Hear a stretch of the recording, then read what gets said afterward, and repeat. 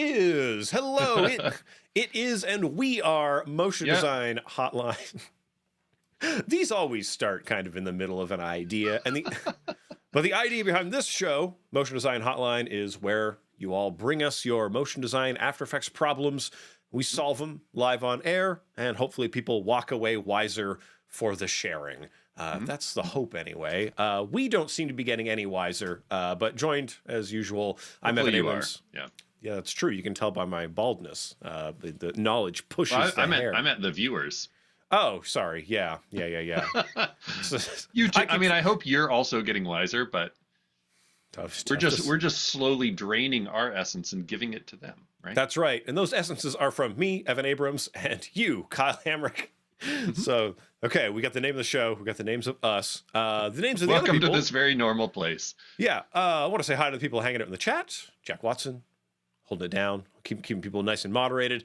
Robert Werneberg, hello. And good people on YouTube, good people on Behance. Let us know what's going on where you're at. And today, Kyle, we got a big event for you today. We do. It is the biggest.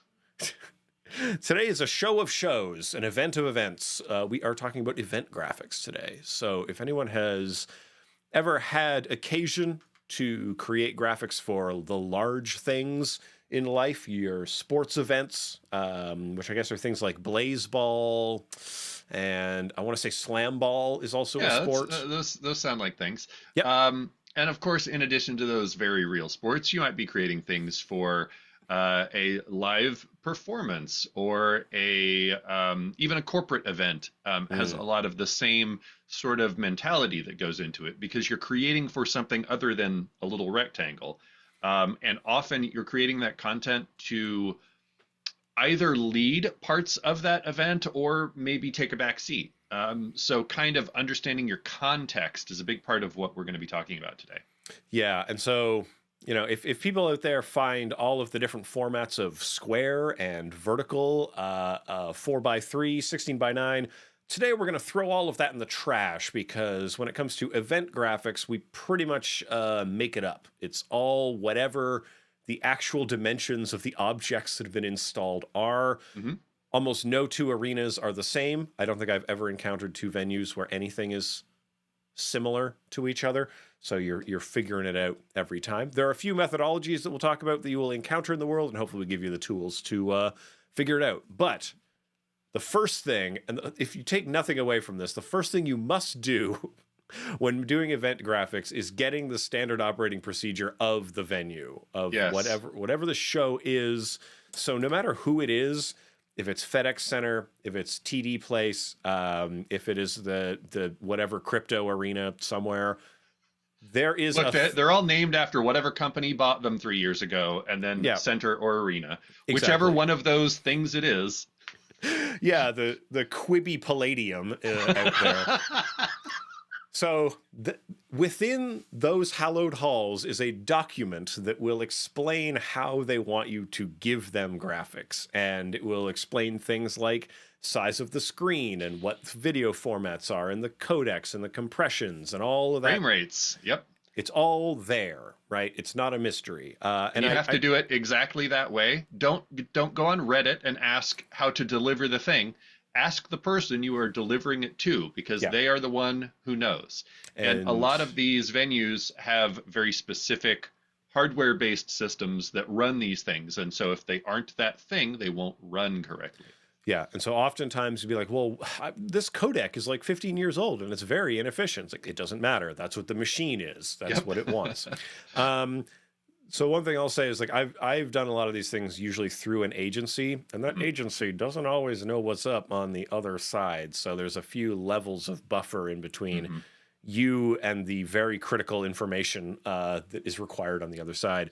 So someone in the middle might be pitching like, we're going to do this thing and it wraps around and it goes all the way around the arena. And then at the end of the thing, it's like, actually, that's physically impossible because it's not one contiguous board. It's 8 tiny boards. Sounds cool, but get me the specs so we can see if that's even possible. Speaking of, let's get into the program. Let's see what is possible with our little things here. Look through your specs and see what we're looking at. Ah, All right, Kyle. We're gonna go to your screen first because you've this got is what a. happens when we have a week away. We've got a lot of built up wackiness here. That's right. Yeah, so I built some stuff for a live event here. This is, of course, I am creating Evan's intro graphics for our live world tour arena spectacular, Hotline Live, right? Yeah. Definitely coming to a city near you very soon. Absolutely a real thing. Yeah. So as Schenectady, New York. We'll see you there. Yeah, so as you can see here, we've got some different levels to the stage floor, and there's a variety of screens going on. There will be other furniture and a live band and all kinds of stuff going on here. Um, so you can see there's a lot going on. And then the way that this is actually assembled in After Effects, in this case, it's one 4K signal that feeds all of these boards simultaneously. But that's not always the case. Mm, As we were just talking about, different systems are going to take different things. In this case, this is kind of built so that everything goes at once off of one system for this. But a lot of sporting venues, you got to give them separate files for every single one of these. So you might need to right. build this to visualize for yourself, but then your actual deliverables might be 1, 2, 3, 4, 5, 6, 7, 8, 9, 10, 11, 12, 13 files for every look. Mm. And they all have to go at the same time. They're all going to be doing the thing. And Reverb Mike says news animations that use three big screens behind the ankles. Yeah, we get a bunch of those. A Yep. lot of virtual stuff actually going on in the news to kind of do away with some of those limitations these hmm days. But yeah, so literally the file you might be giving is this weird chopped up hmm thing.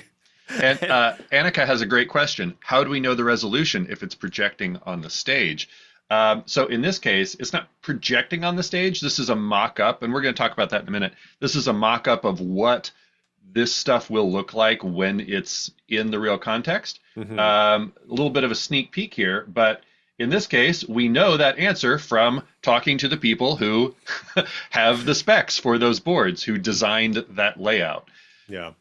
And like there are things where it's like, all right, we're gonna send the 4K signal, and it's like it's going to one monitor, but it's been hmm okay. Now we're gonna dial in an offset of a number of pixels Yep, this way yep. and that way, and that's what it gets. So from that, um, some of them. Let's jump over to Evan's screen real quick here.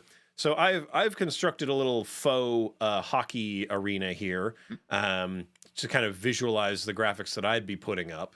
So, for example, we have ring B up at the top. This is like the nosebleeds section way up here, right? I don't know if that's a pejorative or not. I don't know why it's called Not at that. all. It's Yeah. because it's so high that the atmosphere is thinner and make your nose bleed. Oh, that makes sense. Yeah. But ring B in this case, if we go to the export that would be expected out of this, ring B is just one bar. And that means that both ring Bs are exactly the same. So if you wanted to do something like energy that goes all the way around the arena in a wave, right? Like people are really bored and the game is dragging on, so they're going to do the wave. Well, you can't do that because the way they have it set up is ring B is literally just a splice of the same hmm ring B signal that's now going to the two monitors. So right now, any concept that involves that, shut it down, right? We know that that shan't be happening. Whereas ring A is constructed a little bit differently, although they take up a very similar visual space. Um, it looks like a ring, but hey, wait a minute. This is the same thing, but it's been snipped in hmm half. That means the first half of ring A, we go here, the first half of ring A will appear on the north side of the arena. The second half will appear on the south side of the arena, meaning if you did want to have something whiz, like go all the way around, you can do that on ring A. So we know that that is an option on there, which you see sometimes in stadiums where it's like, we're giving away pizza to the people in. And then it stops. Yeah. Casino de Lacrimé gives away free I pizza. hate to shatter anyone's fantasies, but those things are usually predetermined. Yeah. Maybe nowadays it's easier to make it an actual interactive thing, but Yeah. No, the crowd noise meter, for example, not real. no, Sorry. not real. Kyle, you're really taking the mask off a lot of these things. But yeah, like that type of thing. Now it could have been randomly decided before the game started, but Yeah. they had to render it in order for it to get put out Maybe, there. maybe not. That might not be the case anymore. Yeah. What with Unreal and everything and all those Yeah. fun bits that you can do. So anyway, that's a kind of limitation that we want to know. Now, I mean, some of them are just simple though, right? North boards and south boards down here, those are just giant televisions, right? There's nothing Mhm. to those, and they're getting independent signal to each other.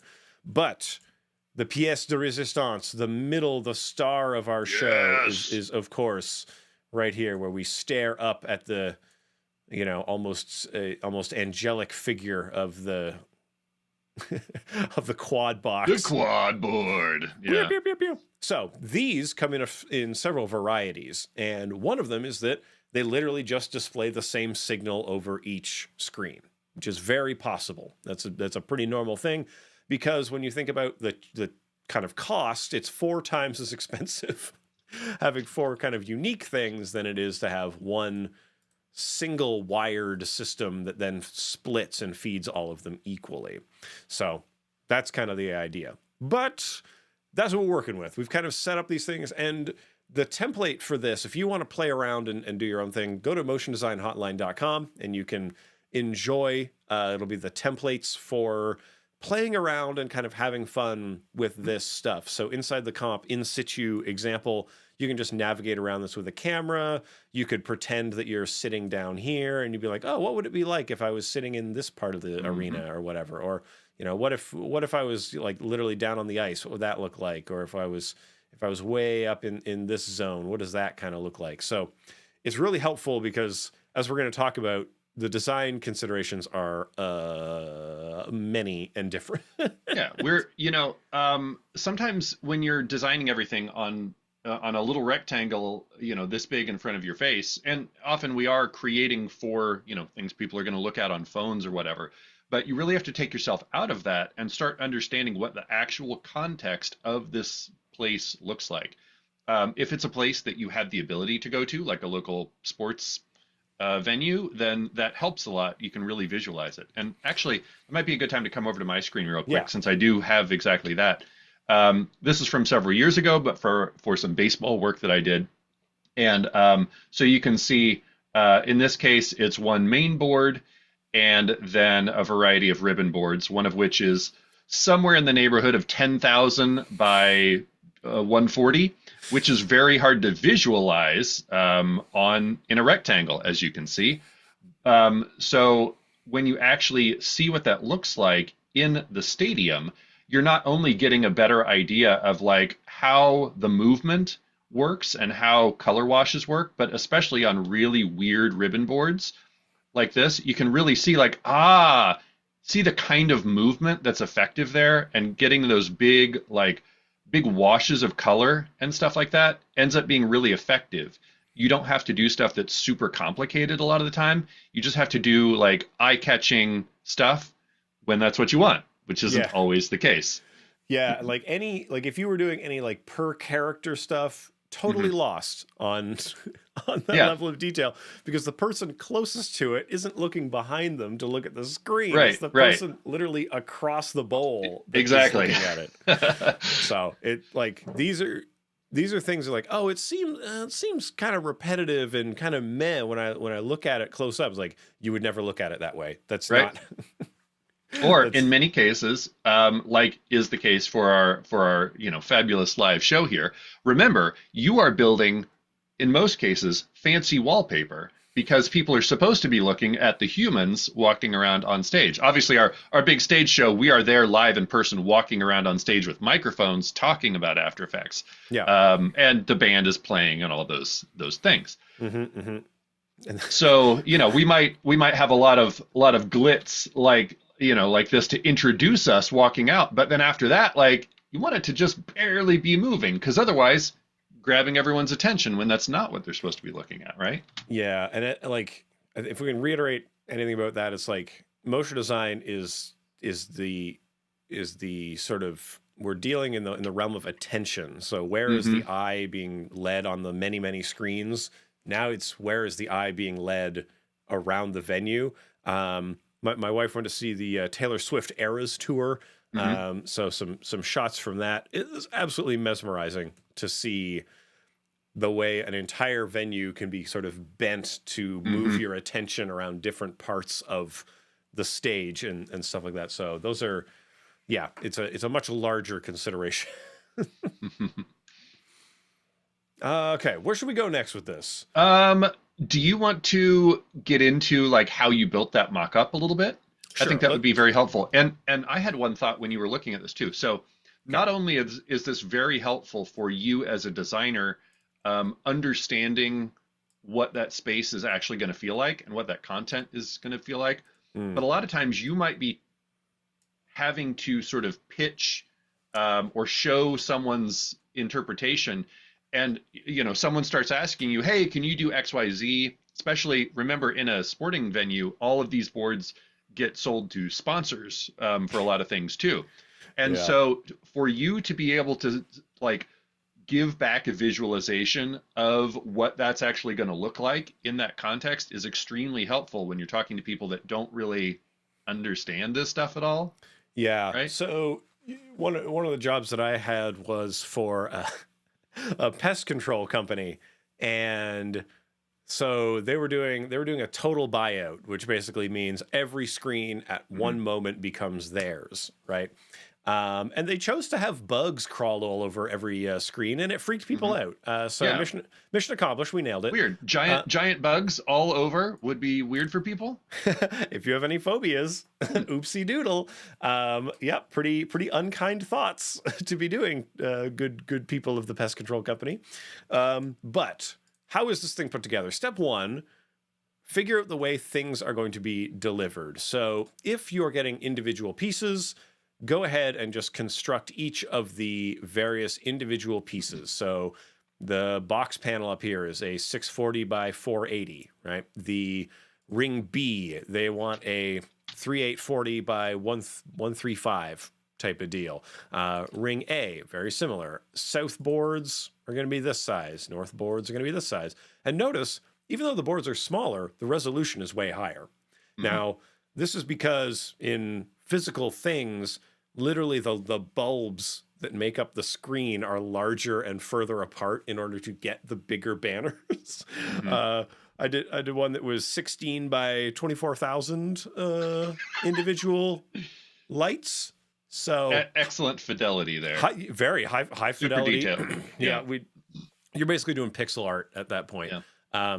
But if you're getting individual stuff, if that's how you're sending it out, do it up this way where you'll get individual pieces. But if you know that the actual export is this kind of spaces and places and voids and stuff, make that. So take all of those individual pieces and you basically lay them over the hit zones where that's going to happen. Mhm. And that's pretty critical because when we then take this and we now move it into our in situ example, what we're doing is we are taking one of those objects and we are just putting a mask over where that is. So we're masking out that zone of the actual final export. Now, probably asking, Evan, why didn't I just take the individual parts and use that? Oh, what a clever question. You could, but if the actual thing you're exporting is all of it together and you're trying to check that against how it looks, Hmm. this is a way more accurate way to do it because if you have some kind of bleed between the edges, if you have something that was supposed to be on the north part, but you put it on the south part, oops, right? And you just mislabeled the files, whoa, that's going to be a problem. So, practice the way you're going to play. Yeah. That's what we say in sports, and make sure that this mock-up makes sense because we can really check like, okay, the north is on the north side, the south is on the south side. Okay, this is all lining up where it needs to be. And that will sort of get you the tail of the tape. But after that, you just make them into 3D layers and then move them around. It's pretty janky to kind of do it this way, but you get there. Now, is it 100% accurate to the arena? No, 100% not. But if you take everything that you got and you parent it to a null, as long as the proportion is very similar, you can scale this up and down so it will fit with the size of camera that you want to use to observe this world through. So when I look through this camera down here, this is a 20 millimeter, just because it's a little bit smaller. Humans are around a 50 millimeter type of deal. But depending on how you want to be kind of observing this, I switched this camera over to a one node camera. So it's like a little video game when you look around, you walk around the place. But that's kind of the idea. Now, we have these big old bent boards up here as well. So I'm just going to talk about those a little bit. Are these rings here pretty easy to do? You just, at least we're using the advanced renderer because it's the fastest one and it gets it done. So the curvature here, you can just crank up the curvature of this to create those curved surfaces. And the number of segments, this is actually pretty useful because if you know that this thing is divided evenly into eighths, you might as well click this over to be 8. Because the seams of this may impact your design and may have some bearing on stuff that you end up doing. So just make sure that that number of segments lines up with the actual number of segments, and you'll feel more at ease with reality. Anyway, that's how this this bit is put together. And then I also went ahead and dropped some lights into the area, and now I put those so that light would go on the faces of these things, and the backs of them would be left in darkness. That way it just makes it a little bit easier when I'm trying to show the mock-up to people to be like, yeah, it's going to look a little something like this, right? So you can see dark zones, that's not for you. And I don't have to draw like a weird crowd in there as well. For other projects, though, we just have a photo and we use power pin to kind of pin the screens into the photo. But yeah, what do you got? Kyle, your screen looks a bit more complicated. It does. And I was going to recommend for stuff like that, if you are building something for a venue that you, maybe it's not near you, there's probably a ton of pictures on the internet of what the inside of that looks like. And so you can at least get close enough to do that kind of visualization. For my event, this is my designs are based on a real event that I have done in the past. And so these are the actual stage build plans that were coming from the company that does that part of it. And so you can see here, like here's the layout of that thing. And so I used this stage mock-up to figure out exactly what was happening. So these are actual little on-stage stations that have a screen on the front of them. And then there's the main board, which in this particular event, most of the time, this is actually showing a live camera feed of, with close-ups of the people talking for the people in the nosebleeds, if you will. So then, these big side columns become kind of your primary boards in a lot of cases. And again, just understanding that context and knowing like you have this huge board right here, but most of the time that's actually not yours. Right. That's very important to know, so you're not wasting time building content that's not going to be there. But if you have any sort of messaging thing or whatever, maybe these ribbons around the front are great places to just get like information that people actually need to know, for example. Let's see. So in terms of building this mock-up, I don't think it's really anything too interesting. It's the same kind of 3D layout. Let me just knock down this resolution. It's the exact same kind of 3D layout here. I just, why are none of them? I think this takes a second to load. Or it just doesn't want to. But I just kind of used some shape layers here and kind of roughed out the dimensions of everything. I don't know why my screens are deciding not to. Oh, that's why. It's on me. Hey, Evan and I were talking before this. Whenever something goes wrong with a machine or computer, it's probably your fault. Now, that may sound harsh, but we have to also know that the solution also lives inside ourselves. Exactly. So it is not a condemnation. It is an empowerment to know that the problem and solution lies within ourselves. I can't create a new computer, but I can change the way I use it. And if you, for example, solo a guide layer in the composition that is feeding all of those screens, you will then see nothing on all of those screens. That'll do it. Case in point. So this is just a real basic 3D build. I mocked up enough to see what it looks like, and so I can visualize every single look in, in this case. In my instance, a lot of this is knowing what this event is like because I've done it several times. Um, Gosh, since we're talking about context here, um, again, I want to really talk about like understanding what you are doing with what you're building. Okay, so this is an example right here. This comedian right here is what everyone's supposed to be looking at. Okay, Mm. and so in this case, you've got some fairly colorful, loud designs, but your wallpaper.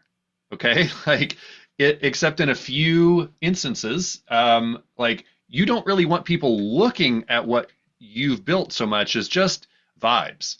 And so that really puts a lot of restrictions on the amount of movement that you can have.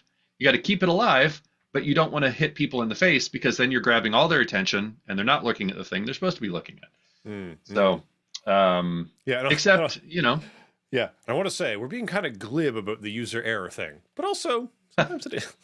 yeah, Like there definitely computrons can betray us, and there's a lot of yeah, things. sure, sure. There's a lot of things that go down. But But most also, of the time, it's yeah, it's probably on you. yeah, there's Maybe such you a installed something weird, and that led the computer to do what it's doing now. yeah, and like yeah, it can be rough. Like, well, there's nothing I can do. The computer, but what if there is something you can do? We must never feel like we are less powerful than the machine. Yes, yes. That's if you take anything away from any of the stuff we say, it's you must never feel that you are powerless before the machine, and take that with Until you. next year when AI gets. Yes, yes. When Evan and Kyle are killed by the machine for speaking ill of our Well, overlords, obviously, yeah. yeah, Um, we'll be the first against the wall when the revolution comes. so I think all of that is kind of a reminder when you look at some of these boards and they're relatively simple in terms of what's actually happening. You really have to think about what they're accomplishing, right? So let's take a look at these footer boards, for example.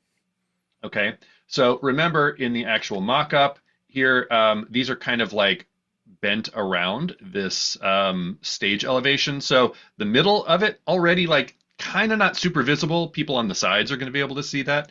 Hmm. But so doing something like this, where you're just creating kind of like a scrolling content, like that kind of stuff is going to be very successful there.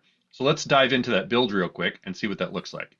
So again, every one of these ribbon boards is going to be different depending on what your specs are, what the context of it is. You saw that crazy Loge board before. That's very different than this, but I'm using a lot of the same strategies. Hmm. So in this case, this is for announcing people's names as they come on stage. So you can build something like this, and you'll be able to, tinker with this project file if you want, but this is set up to be a very modular thing where I'm literally just entering one person's name, and then it updates the whole thing. So I could change this to be my intro, and now it's repeating that and spacing it out, and it's using some text animators so that it colors every other word the other color, a lot of that kind of stuff so that you can build these kind of little systematized bits.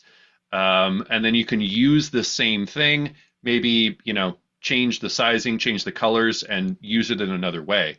Because if you're doing something for an event, for example, you might have to make 100 deliverables. And so be thinking about that as you build things. Hmm.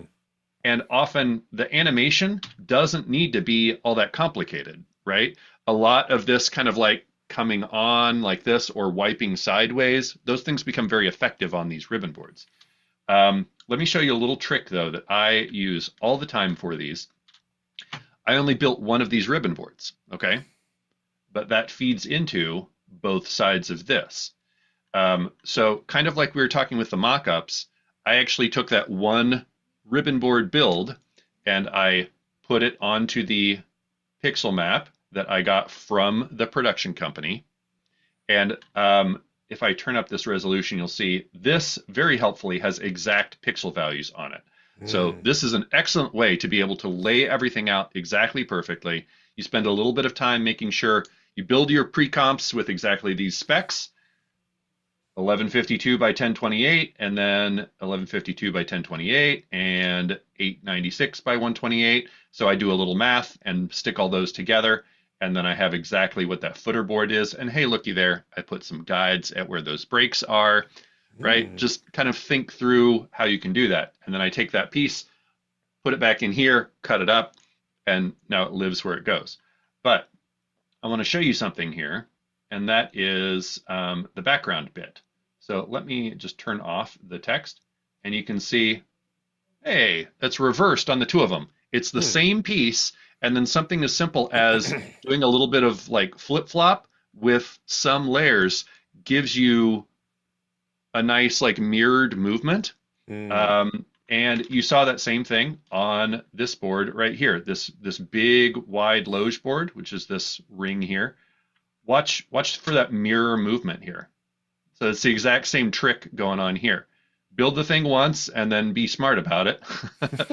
um, so what I'm doing here is I'm just using an adjustment layer.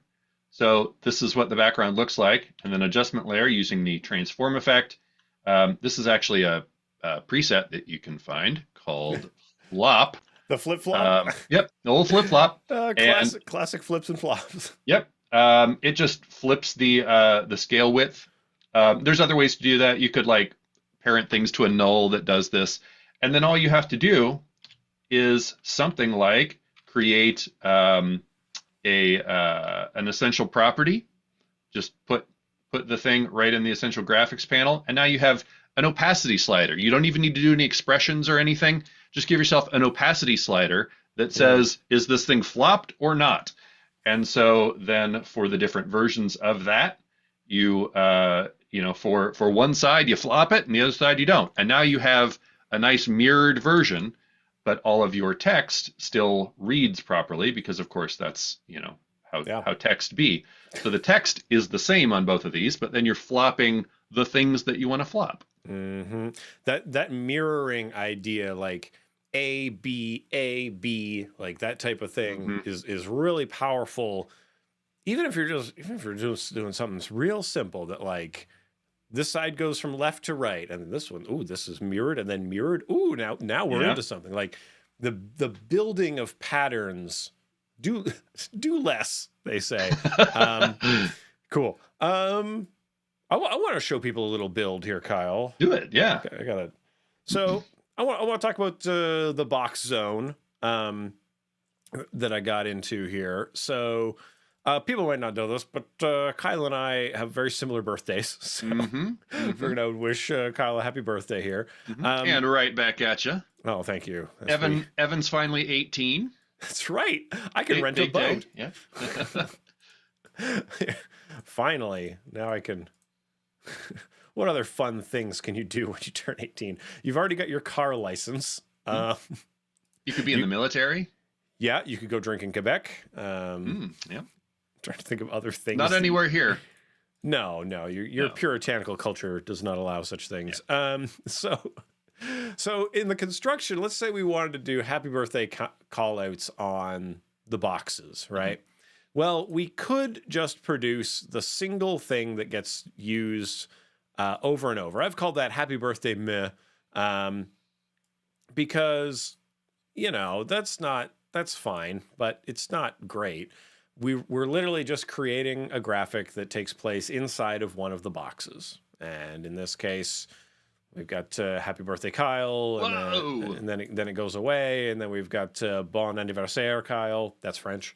Good birthday. Oui. I think the more formal one is joyeux, but around only here, good. That's good is all I get. Good birthday, Kyle. Yeah. So this is okay. Rated as okay. And if you wanted to have it the same in each, you could just duplicate this. Same. I mean, why bother? Because we could just use CC Reptile to go ahead and Perfect. have that go same, same, same, same, same. And really, They're conveniently right next to each other in this case, which is good. If they had 5 pixels in between, it'd be very annoying. yeah, that would be trubs. But really, then you could maybe work something out where we figure out we just have to shrink the thing inside the Yeah. thing, or we need to offset or grow its You can bounds a actually little. use a little pro tip, while it's not applicable here, you can use one instance of Reptile as Ooh, your spacer and then make a duplicate version that actually duplicates the thing. oh yeah, make a little edge, and then Uh-huh. yeah, and that gross edge won't be seen because that's infinite darkness. So that we got the same thing. But what if we want this to kind of slide over the skin of the thing? Well, we could always use the old buddy offset. Now, offset is our best friend.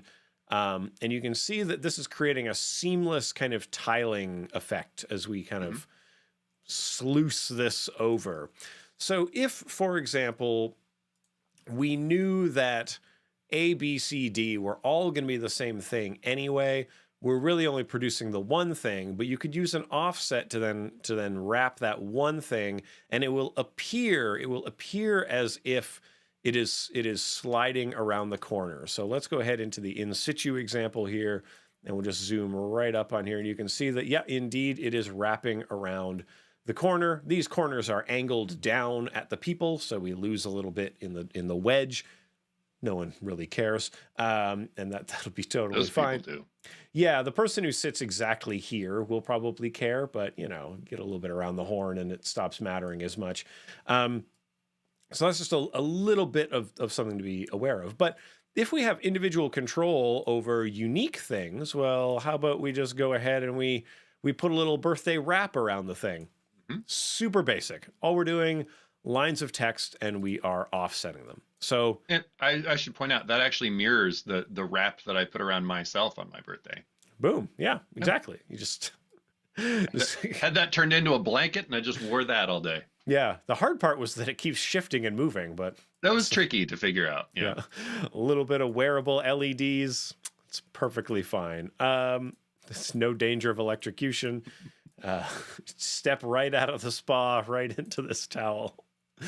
Um, so how do we construct this, right? Well, it seems complex, but it's actually pretty simple. So we have whatever we want in some kind of text form, and really, you just want to make sure that whatever we want is going to span the whole thing. So maybe we need to put whatever we want twice, and then I like to just move my anchor point up into the top corner, and we just click it in there, snap this into the top corner. We try to find our height, and then we sort of scale it until we just bonk into the edge. Now, that's great, but it's not looping in any capacity. And if we animate the position, that's not going to help. So what we're going to do is we're going to add our best friend, the offset, on here.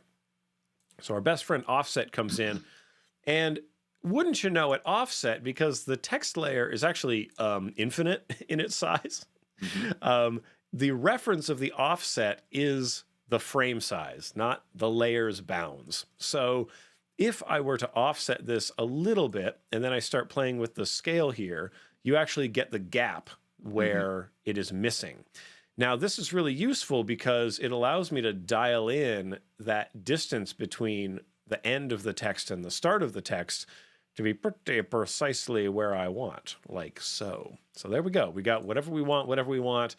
Make sure you type in the actual thing and get your kerning right. But now, in order to just kind of animate this, we're going to take it from 0, and it's going to go all the way to what the end of the comp is. So it'll run all the way to whatever the horizontal size of the comp width is. And if you play that back, whatever we want is going to loop over itself. Look at that. A Ba-da-bam. little trick I often do is to make sure that an offset is going to loop properly, Mm. is just make a duplicate of the thing, and that way you can skip up to the end and scrub it until it matches perfectly, and then just delete that duplicate. Yeah, so we got this bad boy here. Shift, shift, shift. Boom. Bing. Perfect lineup. Change the mode to difference. And now you'll see, wait a minute, you didn't Yep. get it perfect, right? Yeah. So Almost there, but not quite. exactly. So these are little life hacks that can make things a little bit nicer for you when you're doing this, especially if you have to do this like by eye, etc. Yeah. So just some things to ponder. There's also some absolute wackiness going on. Now the point Speaking, is, yeah, can I throw one more life hack in here? sure, Because maybe your line of text is something just like, a person's name, for yeah, example. So if you just type Kyle or Evan right there, now you're going to have to type that a whole lot of times to actually, get it there. But true. if you add a little expression to your source text, pretty easy one in this case, Hmm. and just type dot repeat after that, then you can have whatever you've entered repeat however many times you tell it. You need to put a number in the parentheses, of course, but 10 or whatever. And then Ooh. if you put a space after the thing, you can kind of set up the spacing like that. Great way to work this kind of repeating text stuff. That's exactly how my ribbon board is set up. Heck yes. There we go. Dot repeat. Get him, get him, get him. So there we go. We got it. We got it going. Now, the other thing that we want to do is we don't necessarily want them all to be sliding or sluicing or whatever at the same speed, or Yeah, we boring. want to offset them a little bit, because if they're all the same, it's a big old brick. So two of them, the French ones, just happen to go in the opposite direction. So you just grab those, shift There's a metaphor center. there. Probably, I We'll don't leave it know. alone though. Yeah. We want to time reverse those keyframes. Look at some of the policies in Quebec. You might think they're going backwards. They recently have an interest in banning social media for people under 16, which, depending on how you feel about people learning things and having access to stuff, could be good, could be bad. There's certainly deleterious effects of social media on children that should be mitigated, but you can't prohibit things and hope that that helps. We know this doesn't work. So anyway, here we have we got those lines that are going backwards. Now we want them to be a little bit offset from each other, and I have done this by using step one: create a null, put a slider control on it, give me a little value, and then on all of these keyframes, a very simple expression here. I'm just going to add to the value, and that's the value of whatever the keyframe is. I'm going to add to that multiplying index -1 by that slider.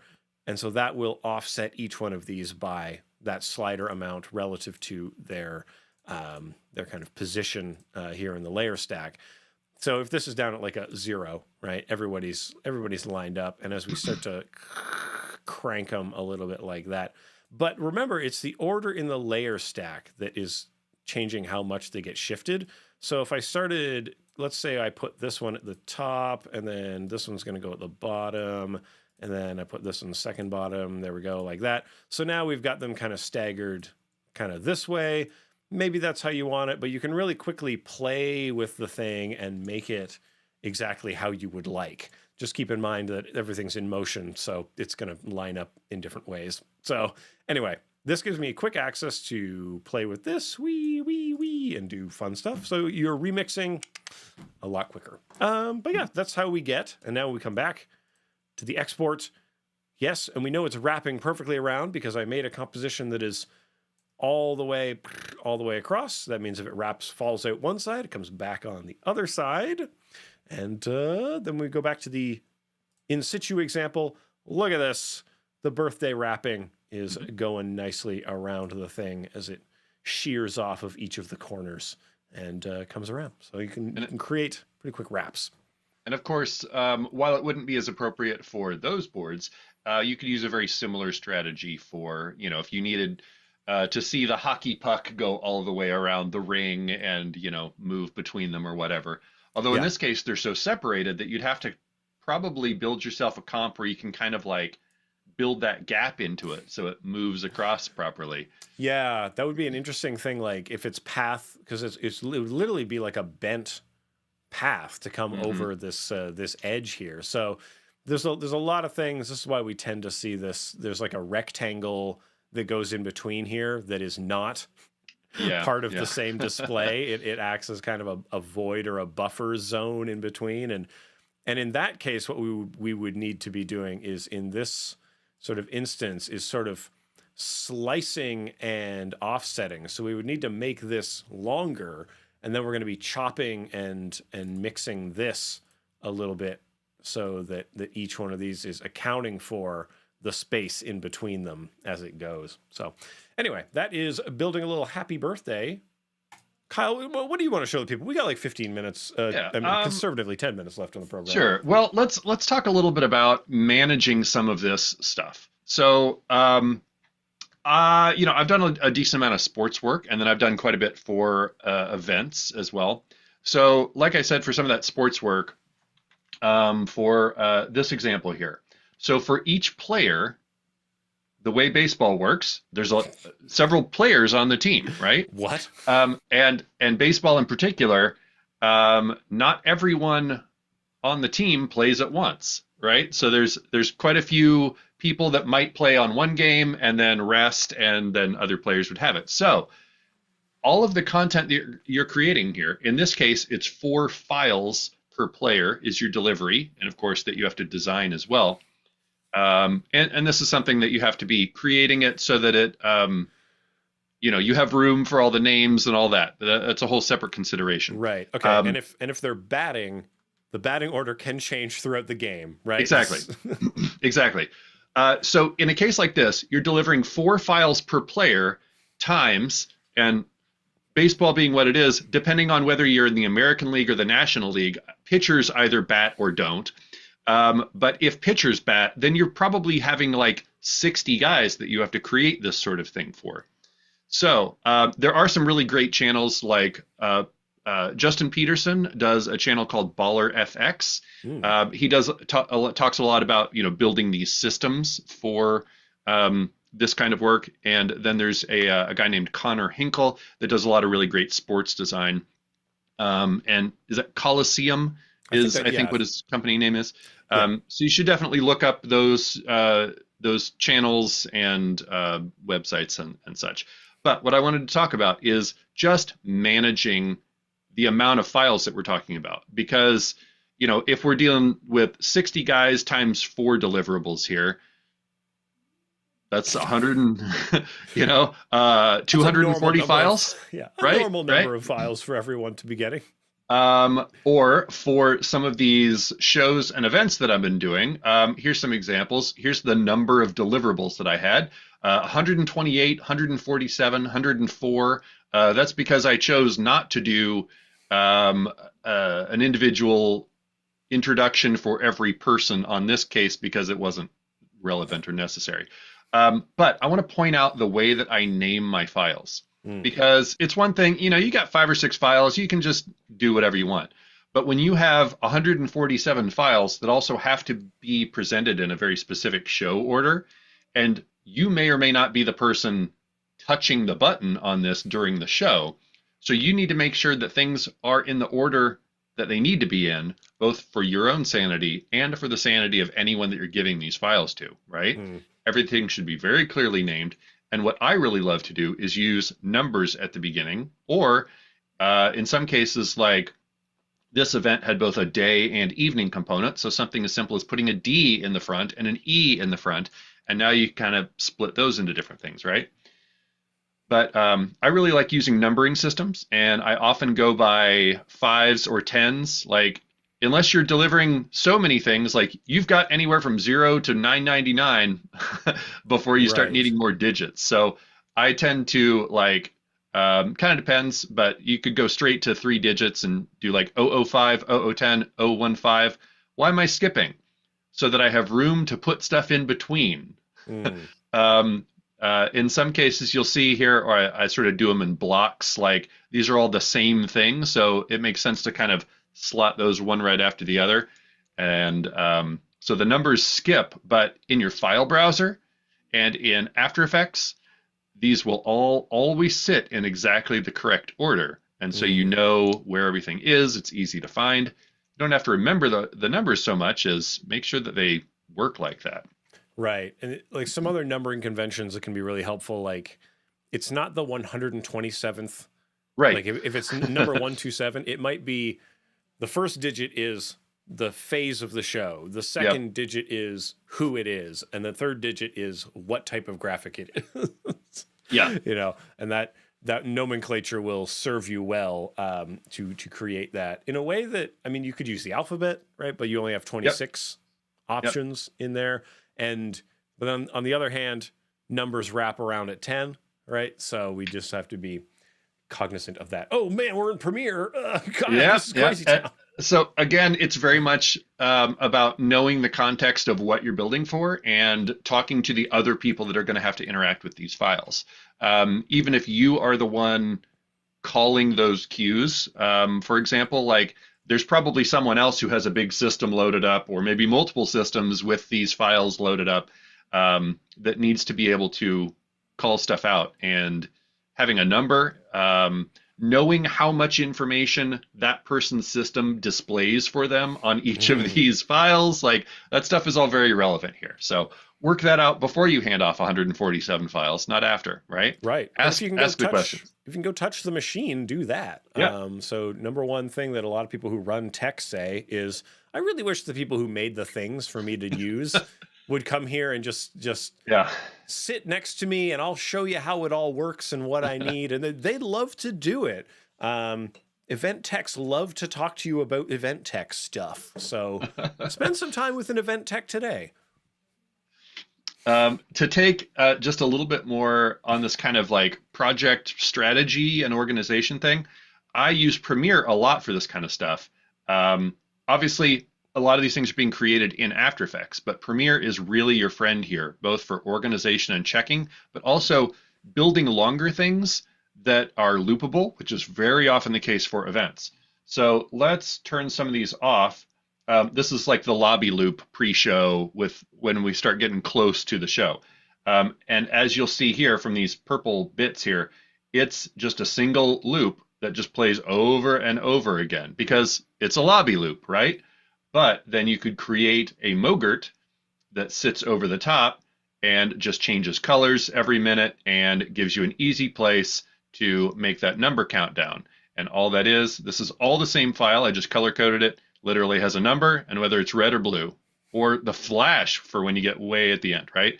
And so then I can create a 30-minute long animation here very easily by just kind of sticking together a couple pieces. Way easier than building this in After Effects, much easier to assemble and to check. And to that point about checking, part of the reason I like doing that number is that I can bring all of the stuff into a Premiere file and check every single one of these, looking at that real version and say, oh, hey, there we go. Yep, that's the thing. It's a minute long. That's plenty for the probably 10 seconds that you actually need for something like this.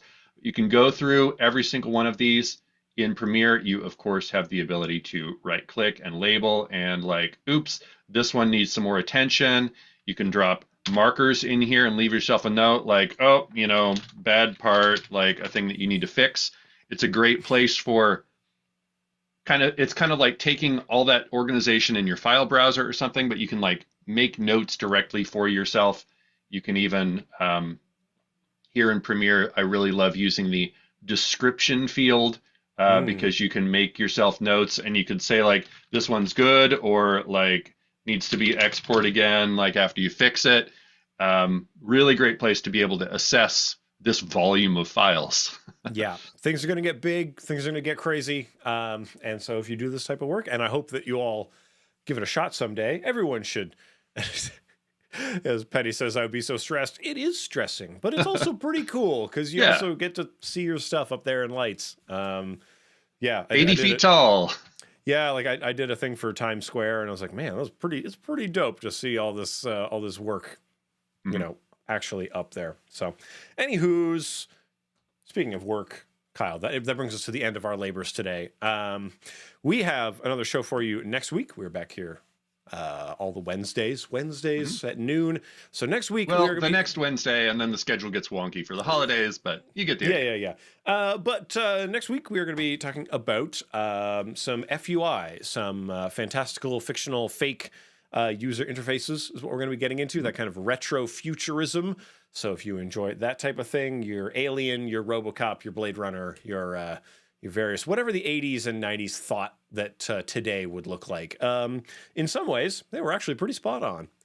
So we're going to be getting into that, but so ends the Motion Design Hotline. I am Evan Abrams. Find me on the internet at EC Abrams. He's Kyle Hamrick. You can find him at Kylosaurus Rex. You can find more about us at motiondesignhotline.com, but stay here on stay here on Adobe Live. We can do both. We don't judge. Stick with us here on Adobe Live for a big, rich, full day of content. But till next time, stay creative and be kind to each other, and I'll see you all around the internet. Bye for now. Thanks, everybody. Have a good one.